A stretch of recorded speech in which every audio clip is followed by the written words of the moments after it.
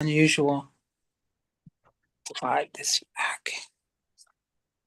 I'm gonna get a little feedback once this sets up and then I'll close it. Okay.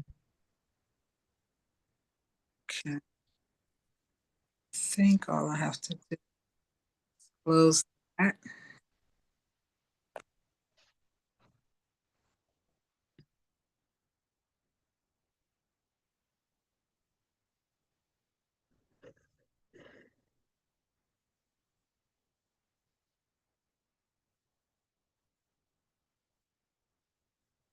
I think I closed the wrong thing, but Yeah.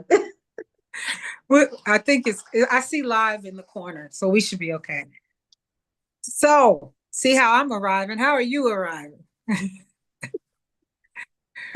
Busy but good. Okay. Your break was good? Yeah. Went home because it was my birthday and celebrated some and got had to get back before Easter, so I had to come back Saturday afterwards. And everything went well. Good. I'm so glad you didn't have to deal with us on Good Friday. Yeah. Um, I needed that time. yeah, I was like, Joseph, we are pastors. This is not good.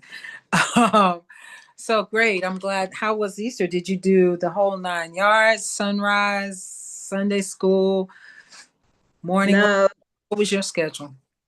it was both just preached at both. I just preached at both churches. They one of them wants to do sunrise and one of them don't.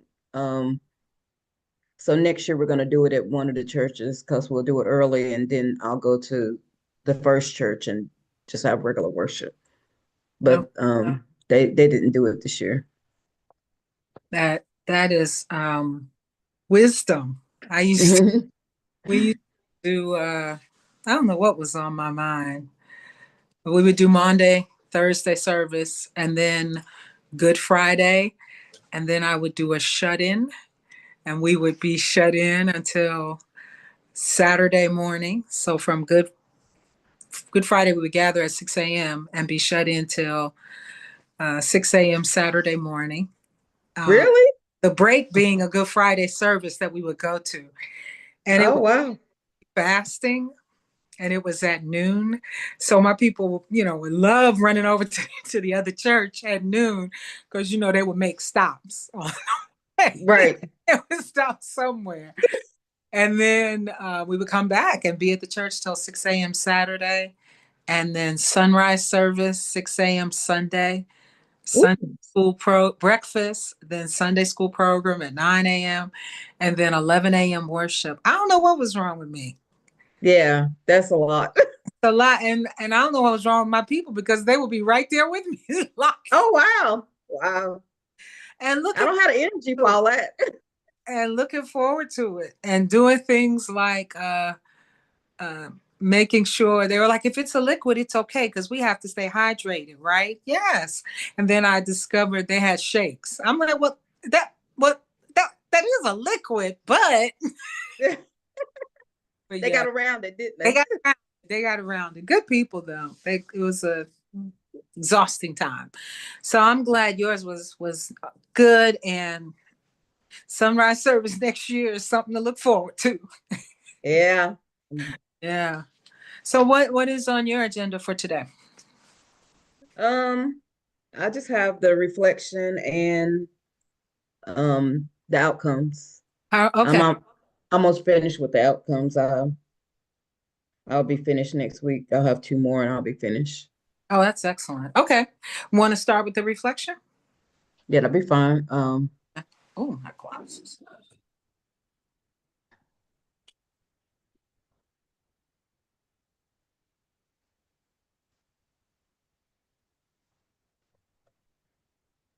Did you want me to read the whole thing or how did you want me to Uh, do this? let's go through the whole thing. Okay. Do I need to enlarge it or are you just looking at yours? I'm gonna look at my copy, but that's Okay. see that very well. Okay. You got the 19th, right? That's Yeah. the one you got. Okay. Okay. And I'm not always sure. Am I supposed to say this like when I do the reflection, is it supposed to be like I have it on here? Is it something different, or am I doing it right? You're doing it right. Okay. One of my church members, MH, called to tell me that JH, for context, I will say that he's autistic. It is not a label. He's intelligent, but has no social skills. Well, he had been beaten up by a group of teens whom he was yelling at. The teens said he had a gun, but I don't know if that was true. JH over the last 2 years has grown more hostile and has shown signs of mental breakdown. We don't know what brought on this mental crisis. He has been verbally abusive to everyone, including children in the community. We knew that this assault was coming because he didn't care who he verbally abused. We have had men in the local community talk to him to no avail. I have told ladies at my church to stop allowing him in their houses and cars alone. He is strong and aggressive. He comes to church at times. For the most part, he's respectful. If he sees people laughing, he thinks they're making fun of him. That's where some of his aggression might come from. MH said, I don't know what else we can do for JH. We have a church member who has taken him to get food stamps, which he has had for about 5 months.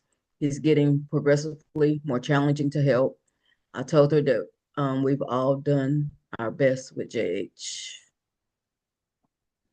Um, I was tired. It was after church on a Sunday evening.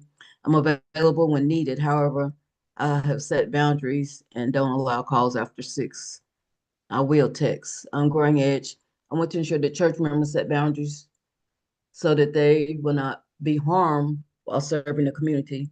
While most find joy in serving the community, which is noble, these individuals must set clear, firm boundaries to ensure their safety and well-being. Establishing boundaries protects the church members from potential harm. I've already discussed with some ladies that they should have mace or something on hand if they insist on helping JH. One woman told me she has bear spray, and another says she has mace and a stun gun. Uh, Significant relationships with peers. We have a trusting peer group, which is helpful because we get along. Without it, we could not encourage or give open, honest feedback. I'm happy with my peer group.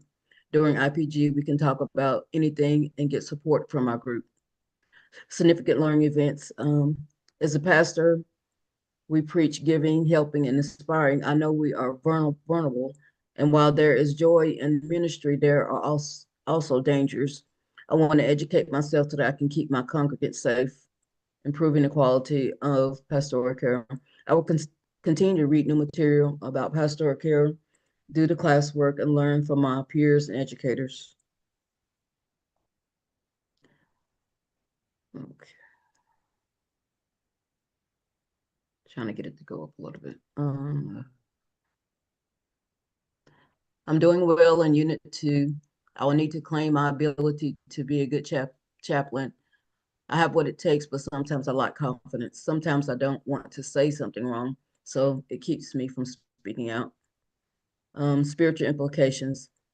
I'm a nurturer and love caring for others. I like to guide people in finding their way. It's impressive when people see they are well equipped to do anything they want.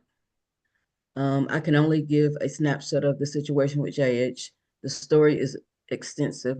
God said to love your neighbor, to take care of the least of these, and we at Well Springs do that above and beyond, probably to the point of handicapping J for JH. That's it. You want me to take it down or leave it up? Sure can. You can take it down. Okay. This is such a challenging situation. Um, Yeah. yeah.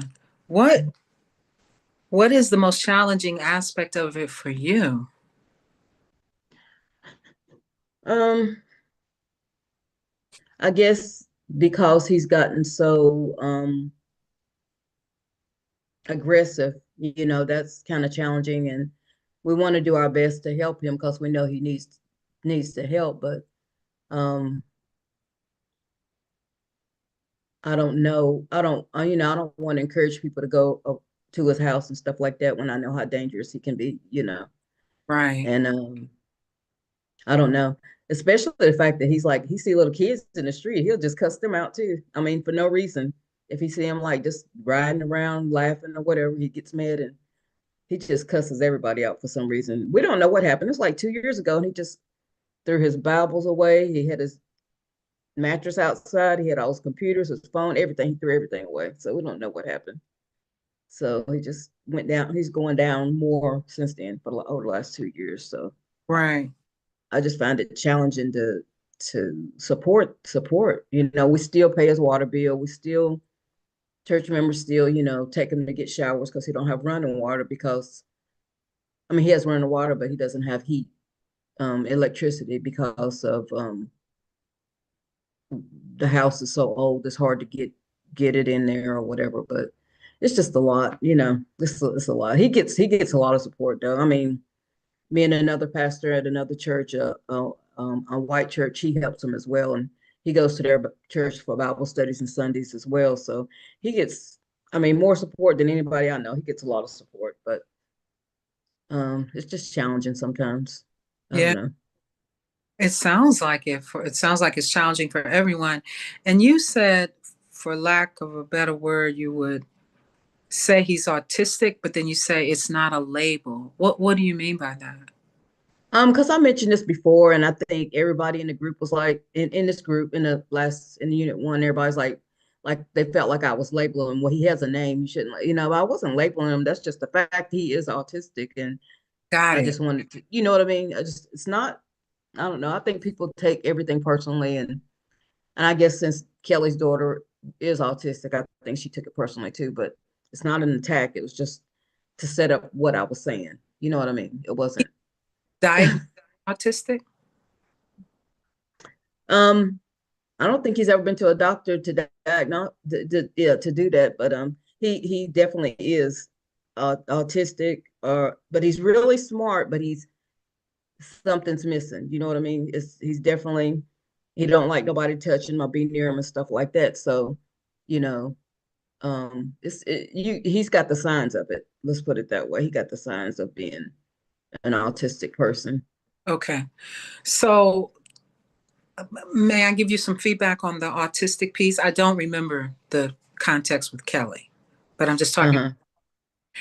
Uh-huh. So the language would be, but I understand you don't have that, that he's been diagnosed as autistic. Or you could say, based on our experiences with him, even though we haven't been able to get him formally diagnosed, we believe Mm-hmm. he's autistic.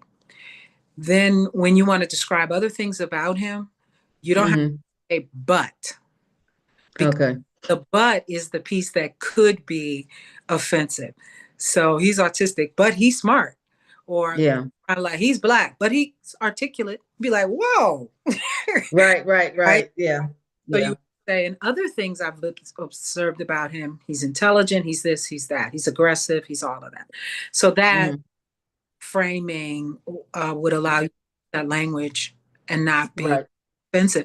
So, okay, so wow, this is really challenging. So, are there any significant relationships or relational dynamics with MH and JH and potentially your church members? Because it's a lot for the pastor to say, get some mace. Yeah, because she would always let him in her house and let him, fix some food and stuff like that. I mean, for years and years and years. When he had that breakdown, like a couple of years ago, I encouraged her not to do that, just to meet him outside on the porch and give it to him. But she kept on and kept on, and then finally one day, maybe it was last summer, he would just stand like her house is here. He would stand here and just stare at her house, or he would get on the porch and just not ring the doorbell and just stare. And her neighbor would call and tell Johnny's on your porch, or he's standing at the road, just staring at your house or something. And she started to get really uncomfortable about it. Okay. And so I told her, I was like, well, I've been telling you not to, let him in your house. And so she finally got to that point where she just stopped letting him in her house. Yeah. So yeah. Wow. When I hear this, I wonder if what comes up for me is your mother. Does any of that come up for you? My mother, Yeah. Somewhat because of all the people she took care of, even because we had a guy in our community who was kind of similar to Johnny, but he was like he was deaf and he couldn't speak either. And he was kind of like Johnny, but I was always scared of him and I was always running from him because I was like, but my mom, she was like, no, it's nothing wrong, you just got, but he would always scare me because he would always chase me. But Hmm. my mom would always be caring anyway toward him, but I don't know. I didn't have that same care because he always scared me, because he couldn't talk or and the noises he made, I guess. But it scared me, so I don't know. I guess it kind of connects a little bit. I don't know. Maybe, yeah, that makes sense. And what was connecting for me was the way she was assaulted. My mom, Yeah. yeah, yeah, And JH sounds like a person physically and aggressively able to do a similar thing. And so I'm wondering if yeah. Oh yeah, that did come up for me and her because I told her about my mom during that situation, and and she brought it up about a few weeks ago. She said, I remember what you said about your mom, and I don't want that to happen to me. So yeah, Mhm. there is a connection in there. I'm sorry I didn't connect it, but yeah, Yeah. there is that connection. Hmm. And so what is your, I mean, you acknowledged he's getting a lot of help and you said probably to the point of a handicap for JH. Wow. It is because everybody does so much for him. If one person doesn't do it, he'll go stand on somebody else's porch and wait on them to do it. He'll knock on the door and wait for them to give him money or whatever, because he knows somebody gonna give him money. And I was sitting on the porch one day and he came and stood beside me. I was like, Johnny, can I help you? You want something to eat? Yes. And I gave him some money. He went across the street, got something to eat. He brought my change back. I said, just keep it. But he if you feed him, he'll find you and he'll expect you to feed him again. So it's everybody in the community. I mean, they've done so much for this boy. Well, he's a man now, he's 50. So I don't know. Wow. So there's the kind of practical part of how do we get support for JH that is not, as you said, handicapping JH. Because if you put on your chaplain hat here, what what's happening here with JH? Are Um, you coming alongside him or are folk, do you think, or they're to me, well, I've always told them that they do too much for him. He can't do anything for himself because everybody always does everything for him. And mm, and everybody's starting to see it and they're backing up a little bit. Some of them, they're backing up. And plus they're older now and they're kind of fearful. Some of the neighbors are kind of fearful of them. So a lot of people are backing up and not doing as much. But we have one guy in the community. He goes to my church. He's a barber, and he'll he'll go knock on his door and sit on his porch and wait for him to come and give him food. Even though I could have bought him food like that morning and gave it to him. An hour later, he'll go sit on that guy's porch wanting food, even though he just ate. So we don't understand why he does that. And how do so you, he's how do you feel about it? I mean,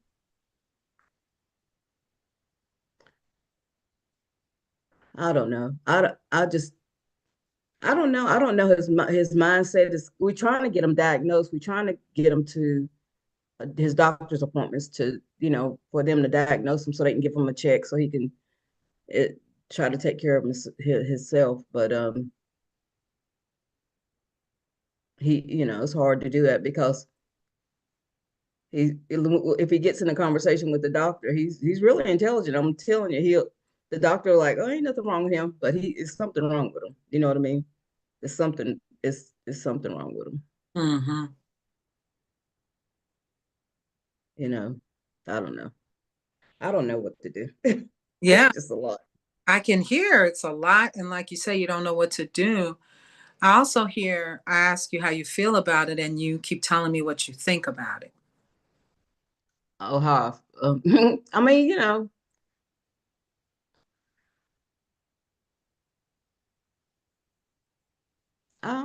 don't know.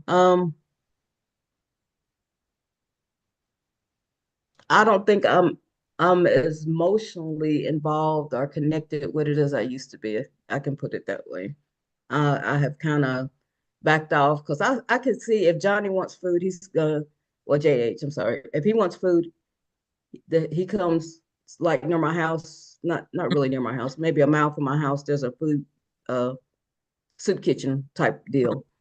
And he'll walk from his house, which is it's probably about 5 miles. He'll walk every day to there, even if he's already somebody's giving him food. He gonna walk there and get 2 plates every day, and it's about 5 miles. He walks it every single. He walks all day long, all day long. I mean, we've bought him I don't know how many pair of shoes, and he just, you know, he walks constantly. It's constant.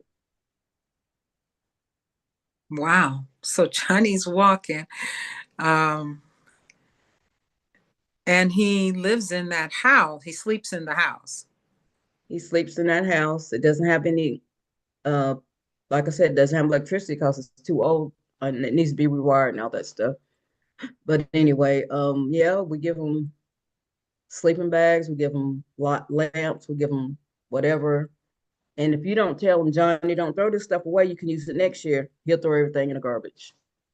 He'll throw sleeping bags, whatever, everything in the garbage. Then you have to do it all over again the next year.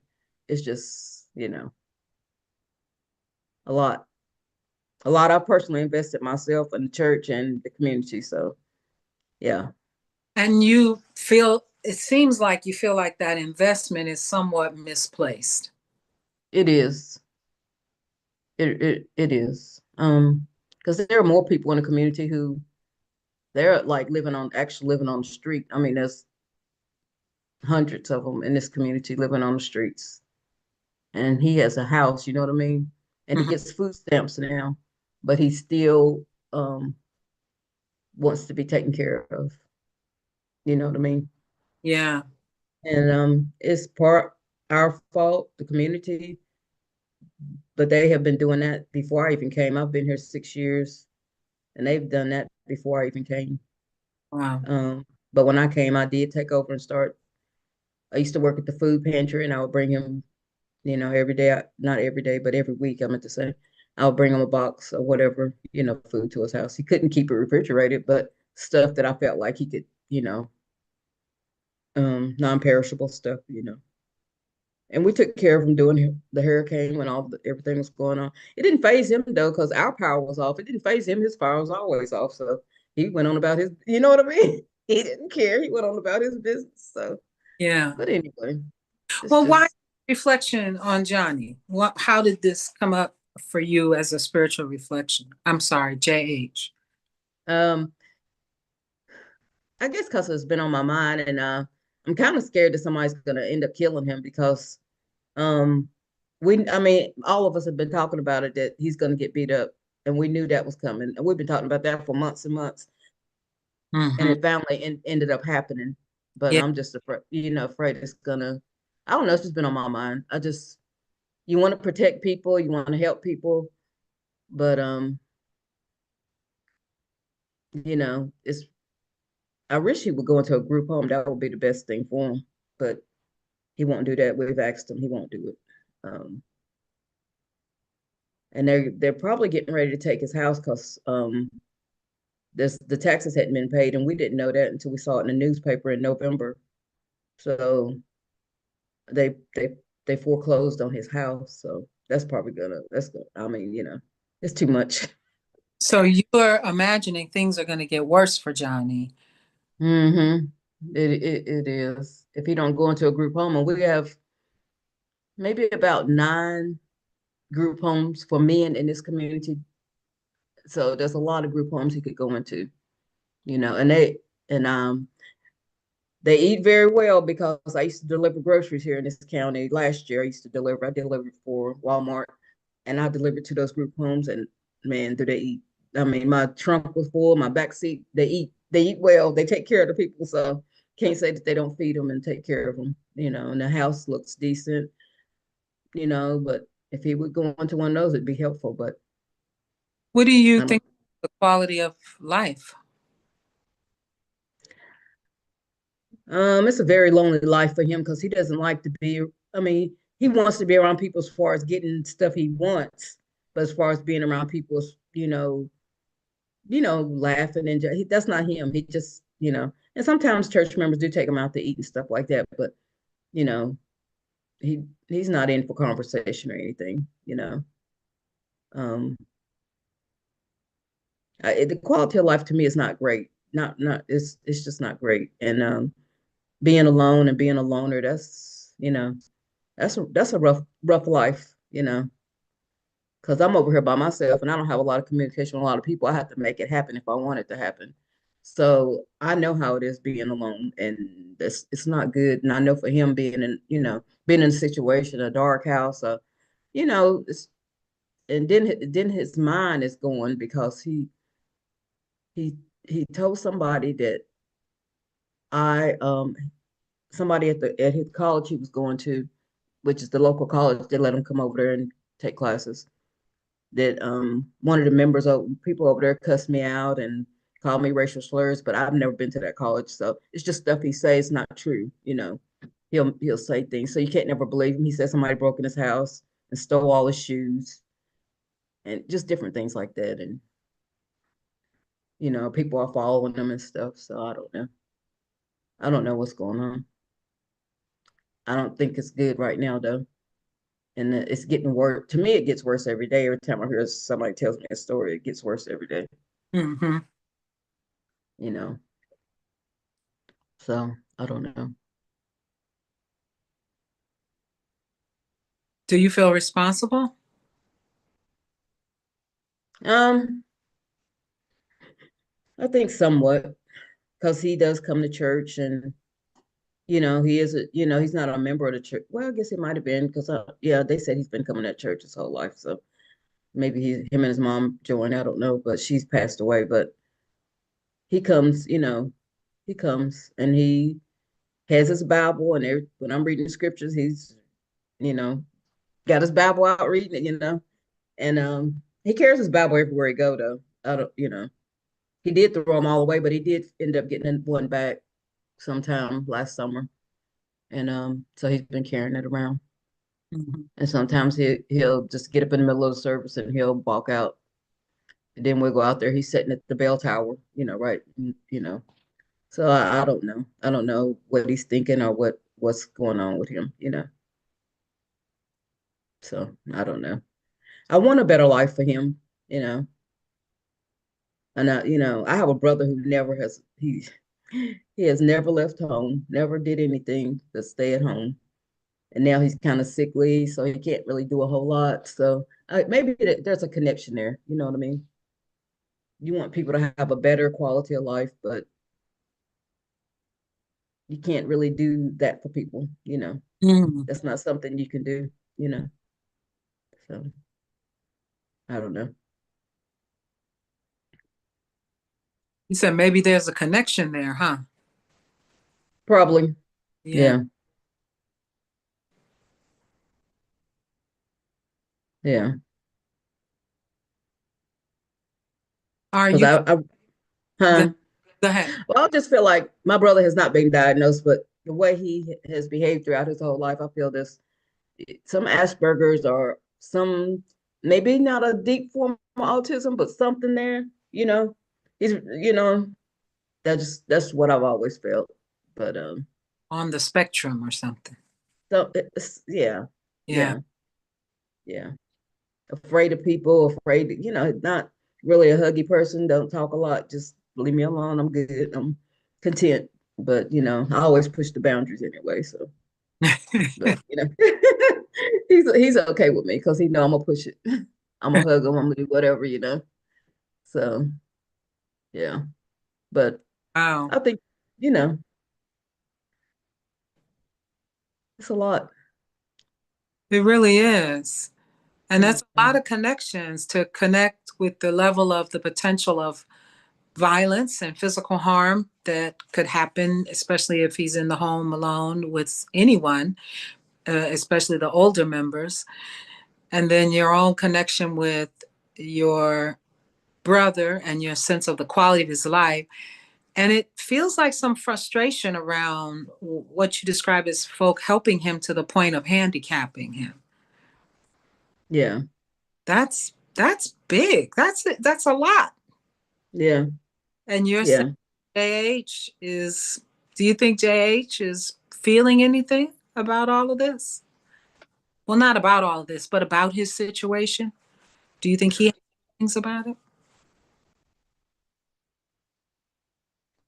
I mean, he never really says a lot. I think he's just used to it, and that's just his way of life. And you know, I don't know.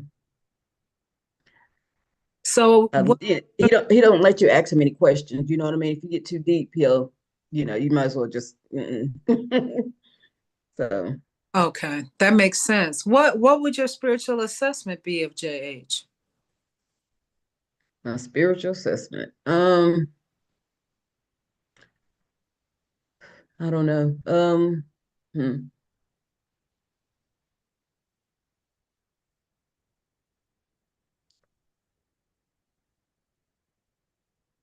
I don't know. I don't know. Maybe the only thing he ever seeks from me that I can tell you about, I don't know about the people. He likes name brand shoes. He don't want, if you get him shoes from anywhere else, he don't want them. He wants shoes and he wants food. That's what he wants from me. Yeah. And nothing else. There's nothing else he wants from me. So I don't know what the spiritual assessment would be. I guess providing food and clothes. I mean, some clothes. I mean, clothes. We give him clothes too, because he'll wear them a while, then he'll throw them away or whatever. So, Mm. um, so we do that as I'm telling you, this man is better taken care of than anybody I've ever known in my life. You keep saying that, and that. How do you feel about that? Um, I don't like it too much because I think it handicaps people, and I guess I have another connection with it too. I have too many connections with people in my family. Lord help me.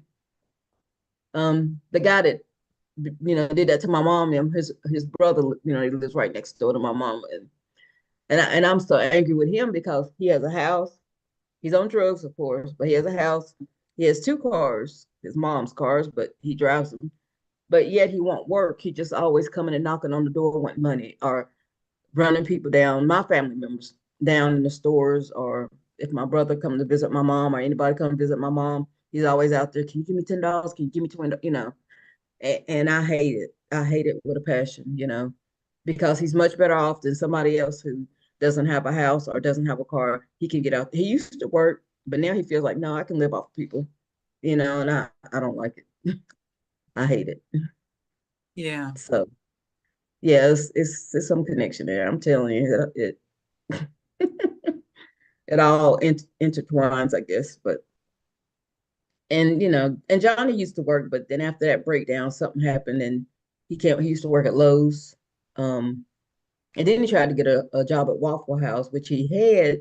I think they only let him work like 2 days, and after that, they had to let him go for whatever reason. I don't know what he was doing. I don't know if he was cussing the people out or yelling at them or whatever. But after 2 days, they let him go. He hasn't been had a job since, but he did used to work um, Lowe's and somewhere else in the community he worked, but he worked Lowe's the longest. And he would start out early, walk to work, and get there and work, and did fine. But we don't know what happened, Right. to him. Wow, this is a lot, Lisa, and a lot of connections and a lot of vulnerability that there's someone right next door to your mother who Yeah. is also in a deteriorating capacity of taking care of themselves, and so they're turning to ask for help and the potential. Well, He had money. His dad died and left him and his mom money. And he spent all his on drugs. Then he turned around and spent all his mom, the dad left the mom over $200,000 in 2017. He has beaten her up and taken every bit of that money and spent it on drugs. All of it. All gone. So I called her niece and I told her, she's not living in a good condition. And I said, my family can't take care of her. Okay. I mean, I got to take care of my mom and my siblings. I can't take care of my aunt too. So she came and got her, and she's living with her sister now. So she's been living with us since November. So he's over there doing whatever, So, and she has the mom does keep the lights on for him. So I don't know. It's just a lot. Wow. Oh, Yeah. Lord help me. I understand why this reflection would come up because that has your mother in a very vulnerable place again with someone who is on drugs, not predictable, not taking care of himself, and your family enabling every time Mhm. you help him. And I keep telling him, don't give him any money. And he know me. He looks at my face and he knows, don't even look at me to ask me no money, because for no money, I'm not giving it to you. I'm not, helping your addiction. I'm not doing that. And you got, mm-mm. Because he was on drugs. He's been on drugs all his life, but he's held jobs. But now he don't want to hold a job. He just want to, beat off other people. And I'm not doing it. Mm-mm. Does that put your mother at risk? He knows that I would kill him, and my sister would too. She'd already told him, don't, y'all done messed up one time. Don't do it again. Don't cross that line. And he knows, so he don't come over there. He do not come, in the house. He'll come like we see my brother coming across the yard. He'll come up there, but he won't come near the house. Mm-mm. But yeah, mm-mm. No, I can feel as you're talking about it, and even in reading the reflection, it's like you said, there are a lot of connections here with you and JH and with your own family history and the level of vulnerability, not just for JH, but for the people who are caring for him. And the same thing with this neighbor. Yeah, he has some vulnerability as he's with his addiction, but he's also a big threat, making your mother very vulnerable, even with the death right. of you and your sister, because you're not with her 24/7 No, and you don't no, want to have as your spiritual care plan, I will kill you when you hurt her, right? You don't want that. So this is a lot. no. And we wouldn't do that. That's just what we told him though. Just Right, don't cross that boundary. Don't do it. And right. he has respected that, not to come to that, to that door. Do And not come to that door. go past that. So Hmm. I just want to affirm your realization that there's a lot here. And if you couple it with your theological reflection, the idea that God says to love your neighbor and to care for the least of these, there's more there, I'm sure, that would be the divine instruction in situations like this. Yeah. And Um, and it's a lot to hear you as a pastor say, get some mace. yeah. Because a lot of people's like, well, God gonna take care of me. He will, but he don't want you to be no fool, Yeah, You can't say that, I don't agree with that anyway. A right. lot of a lot of people do, well, God will take care of me. But that's not true, because people have killed priests, pastors, and they don't have no boundaries. People don't have no boundaries. If you don't set boundaries, they don't have any. They don't care. They don't care nothing about you. They just care what they can get from you. So no. And I used to be that person. I used to pick, even in this county when I first came here, I'll pick people up, give them rides and everything. I'm like, but I don't. After that happened to my mom, I don't do none of that anymore. Anymore. Mm, Even though it may be innocent, whatever, but I just don't do it. I don't put myself out there, because I shouldn't have been doing it in the begin with, but I did. But I just don't do it anymore. I wow. do a lot, but I don't do that. You Yeah. know. So there's some turning point for you as well in terms of how that incident impacts the way you care for others. Hmm. Oh, that's a lot. Yeah. There's a lot there. Yeah. Yeah. It is. Is there any joy in helping JH at this point?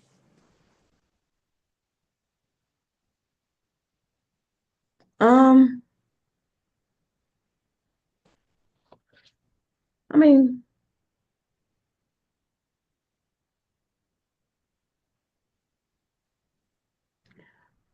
not for me, maybe for the church members, but not for me. Um, I've kind of just, I mean, I will if they tell me, he needs a pair of shoes, wear more, whatever.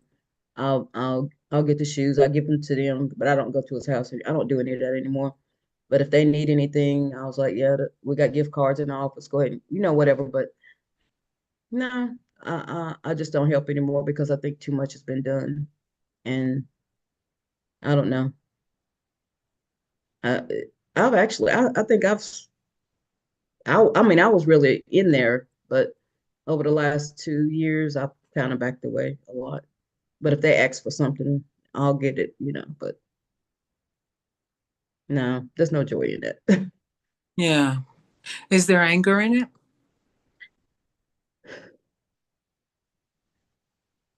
Not anger, maybe pity, but not anger. I'm not mad about it.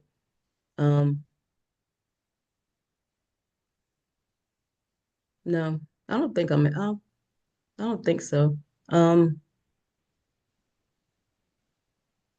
no, maybe just feel sorry for him, for his life, the quality of his life.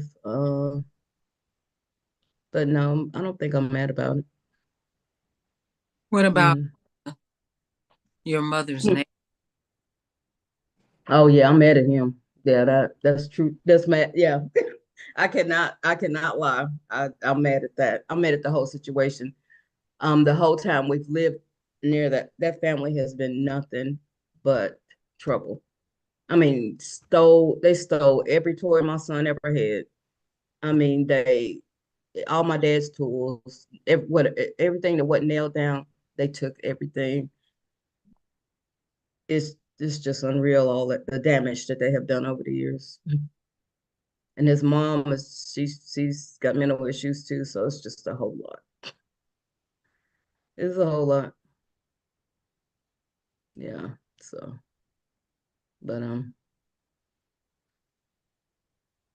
yeah. I've been praying to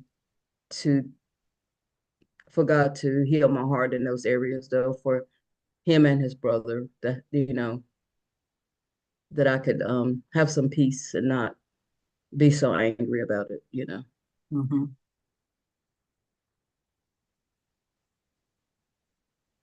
So that's where I'm at. But yeah, that's been my prayer the last couple of weeks or so. Hmm.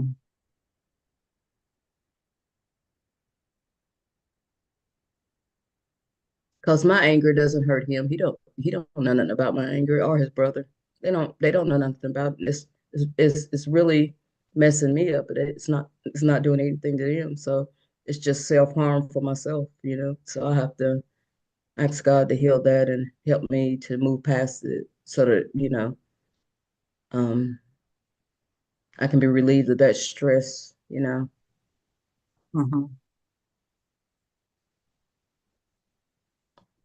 So Anger is a heavy load to carry. yeah, And when you couple it with fear yeah, and then a sense of being out of control, because you do have limits in terms of,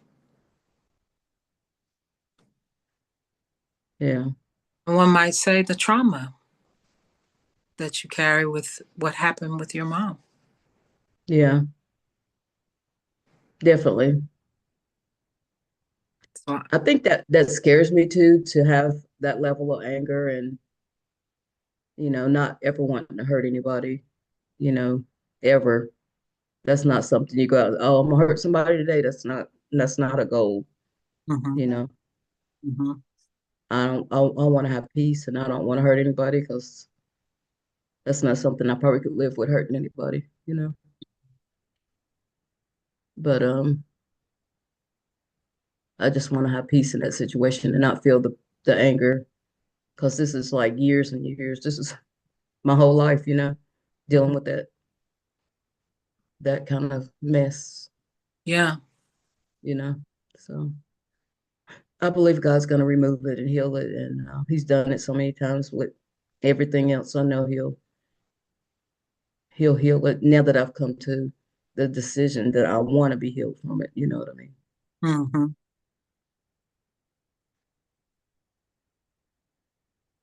Yeah, you have to want it. Yeah. Wow. Wow. I think somebody said to me the other day, it's like drinking poison and expecting the other person to die, Mm-hmm. you know. But I've yeah, heard the expression withholding forgiveness. Yeah, is like you drink the poison and you expect that person. Yeah. yeah. But it's only harming yourself. So I can't let people have that much power in my mind and in my soul because I got other things going on. So I don't need that extra in there, you know. Mm. Takes up a lot of space. It does. It really does. So I don't know. And the idea that you might be responsible, or at least a part of, what you describe as handicapping JH, that's, I, I can't imagine that feels good or fits with the joy of being a servant of God. Mm, no. And I know it didn't start with me. I know this has been going on for years, but I've been a part of it for 6 years, you know. Mm, Yeah.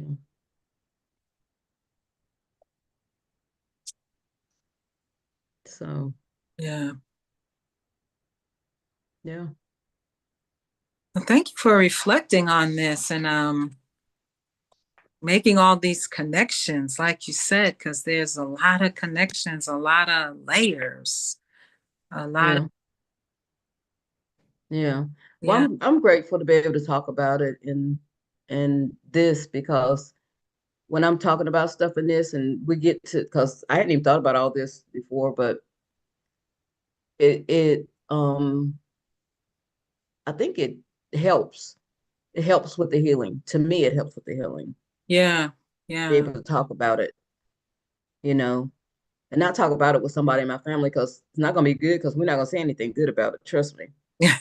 Right. You know, Right. There's a but lot of fear and anger. Yeah. right. Right. But to be able to talk about it and express it and just to dig around and find the different things that connect it, why you feel this way, why is it, why is it bothering you so bad and stuff like that. So it does, to me, it helps, especially that time we were talking about the racism. I mean, it really took me to a place of, it was so raw. The pain was really deep. And I was like, man, I got to get past this. I can't, live my life like this. And so every time these sessions, I mean, whatever, it really helps. Good. It helps. To me, it does. I'm glad. And it's powerful as you unpack it all and make all these connections. I mean, yeah, even potentially to the maybe on a wondering about your brother's future. Hmm. That's Yeah, something. Yeah. yeah, yeah. Because yeah, very protective of him, and definitely, yeah, just yeah.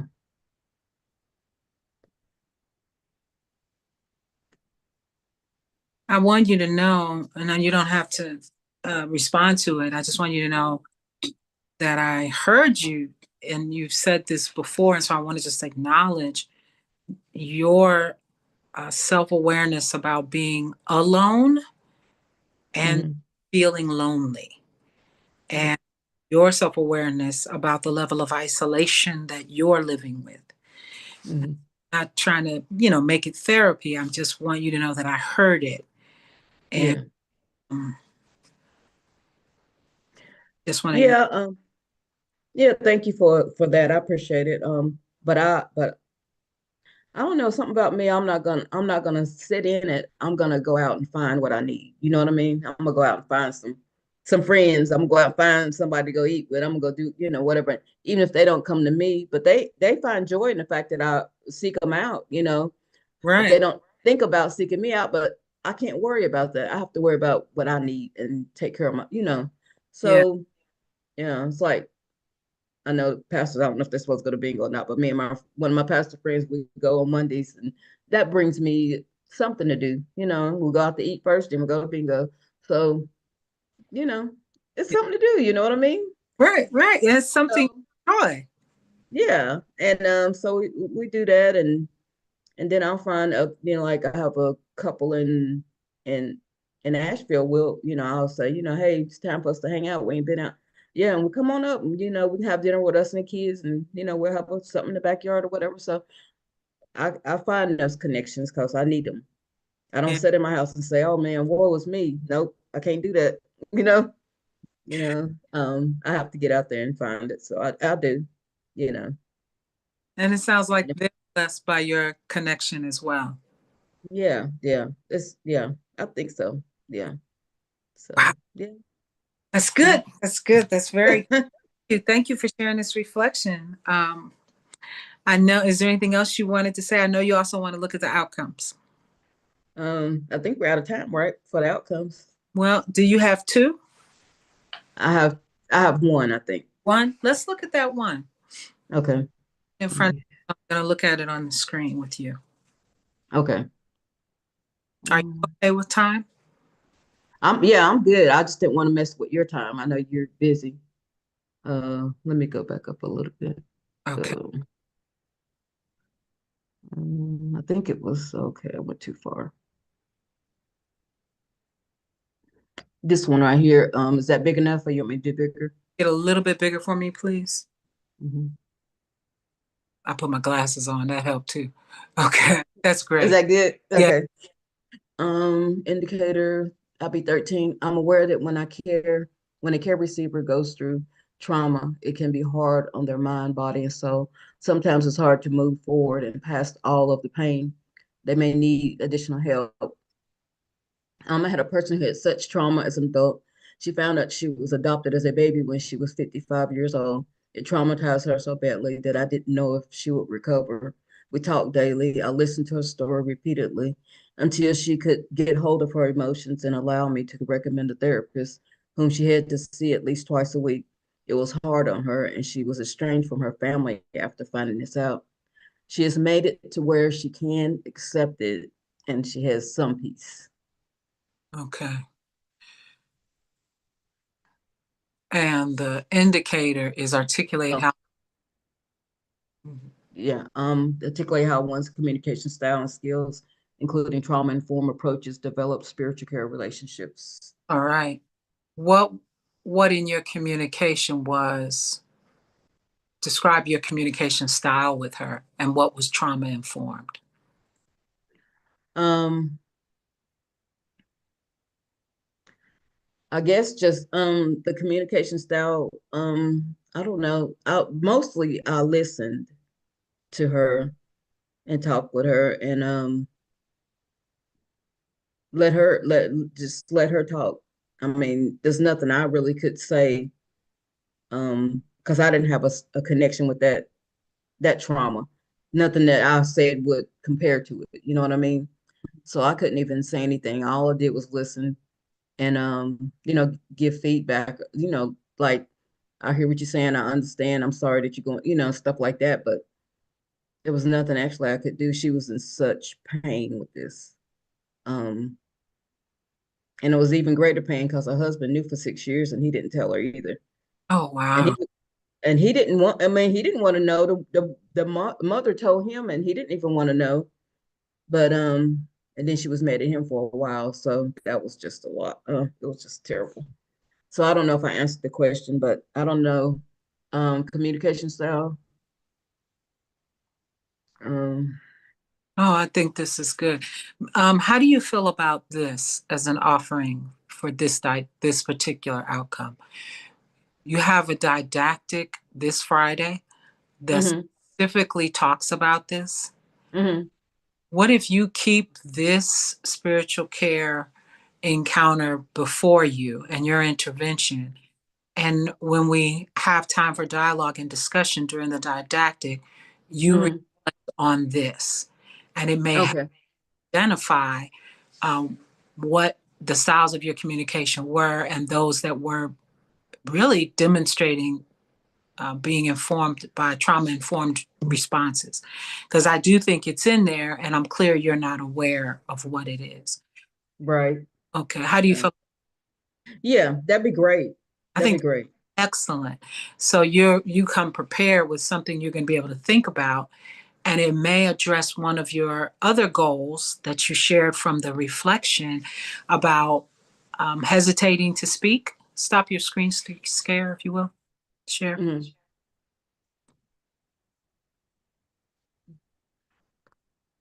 You know, you talked about hesitating to speak. Yeah. Mm-hmm. Here's an opportunity. You're prepared, which is one way we kind of get over our hesitation. And you have something that I'm telling you is going to connect because you know what the subject is, trauma informed care. Mm-hmm. That might boost your ability to contribute because I'm inviting you in particular to reflect on what's presented and what's happened here. Okay. But we So might, I can share that. you sure can. You sure can. Okay. Yeah, that would be great. Okay, Okay. we'll do that. Well, This, thank you. thank you. It's been a great reflection. I appreciate it. I do too. I'll see you. Okay. All right. Bye bye.